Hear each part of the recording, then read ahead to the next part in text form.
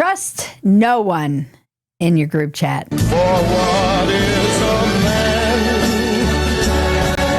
Is nothing sacred.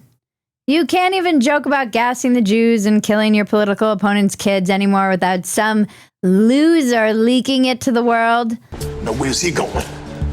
I don't know. Maybe he's going to the bathroom or some shit. Man, he's going in there to snitch on us. I told you I wanted their kids to die in confidence. Those messages were between me, you, Google, the FBI, the NSA, China, the Russian troll bots, ChatGPT, Peter Thiel, Palantir, Satan, and the other 15 people from work in the chat, along with all of their spouses.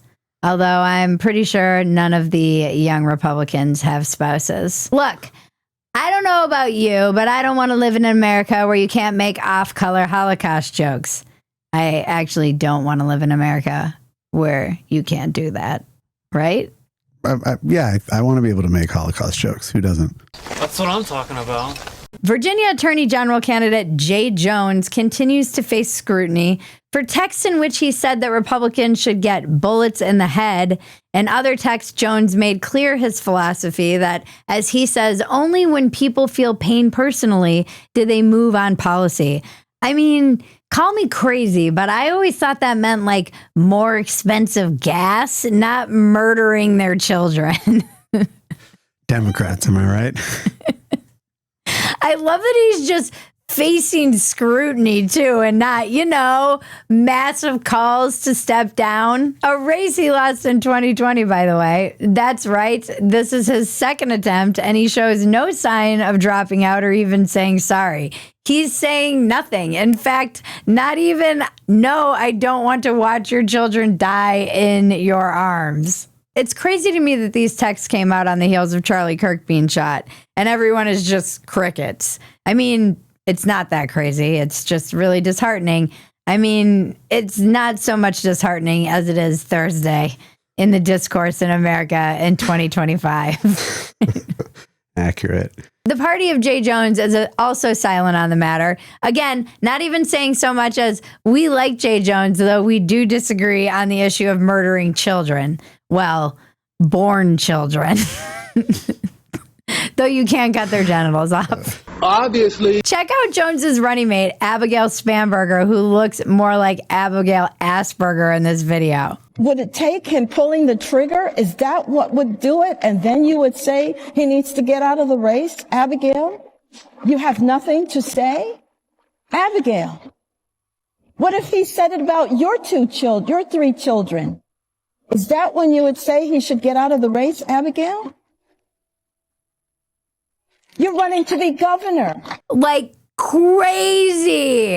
This is the craziest video I've seen, and I've seen videos of Hamas going on murder sprees. You can see her doing the math in her head. Sure, my completely awkward silence will lose me 1,000 voters, but if I acknowledge what Jay Jones said, I'll lose 5,000 voters. And you know what?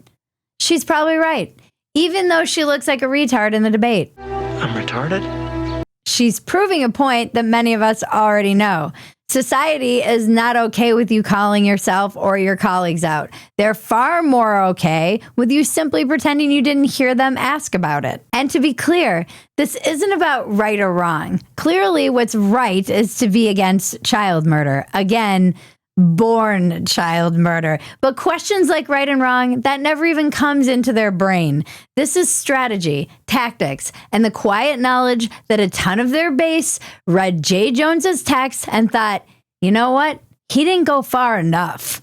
When are we going to elect someone with bigger balls than this? I say your 3-cent titanium tax goes too far. And I say your 3-cent titanium tax doesn't go too far enough. Things are worse than ever now when it comes to this non-apology form of politics. But this is actually a very old idea. There's an urban legend that's been around since the 60s that Lyndon Johnson tried to spread a rumor that his opponent was having sex with a pig.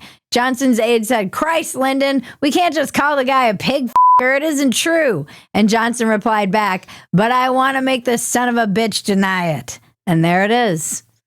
That idea has stuck around in politics for decades and has reached a point where all anyone is waiting for is for their opponent to deny something or, God forbid, apologize. Because once they do either of those things, they're fucked as a million ads come crashing down on top of them. We have made a world where politicians think, sorry, no, that apologizing is political suicide.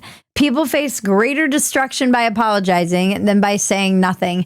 Think about all the people who got canceled. Now ask yourself which ones are still able to have any influence at all. The ones who apologized or the ones who laughed it off and ignored the criticism? Because I don't care either.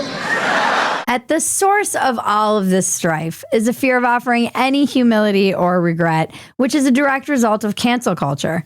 And whether we like it or not, just about everybody has adopted Trump's style of politics, which is to respond with, "F you." I'm gonna come. This is truly why I voted for Trump. The fact that people feel like it's okay to talk to one another about this, whether it's at a dinner table or whether it's in text, just saying, like, the discourse is so murderous right now. But the fact that this is something that someone on the left can say and everybody just basically goes, meh, whatever. Like, they'll just let it slide directly after someone was literally murdered. What?